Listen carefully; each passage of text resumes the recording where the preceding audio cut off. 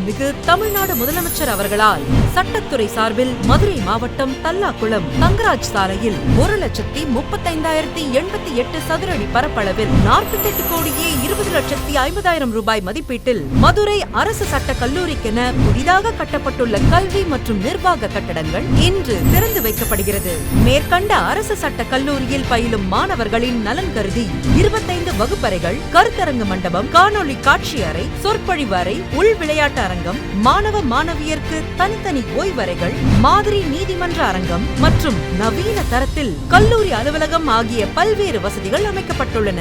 மேலும் வேலூர் மாவட்டம் காட்பாடி வட்டம் காந்தி நகரில் 20,000 சதுர அடி பரப்பளவில் 6 கோடியே 46,85,000 ரூபாய் மதிப்பீட்டில் வேலூர் அரசு சட்ட கல்லூரிக்கென தரை மற்றும் 2 தளங்களுடன் கூடிய புதிதாக கட்டப்பட்டுள்ள நூலக கட்டடம் இன்று திறந்து வைக்கப்படுகிறது. இக்கட்டடத்தில் மாணவர்களுக்கான குறிப்புதவி பிரிவு, புத்தகங்கள் வழங்கும் பிரிவு, அதிவேக இணையதள வசதியுடன் கூடிய மின்மண்டலம், கருத்தரங்கு கூடம், நூலக குழு அறை மற்றும் நூலகர் அறை ஆகிய வசதிகள் ஏற்படுத்தப்பட்டுள்ளன. இதன் மூலம் அரசு சட்டக்கல்லூரி மாணவர்கள் நலன், சுற்றுச்சூழலுடன் கூடிய தரமான கல்வி கற்றிட வழிவகை செய்யப்பட்டுள்ளது.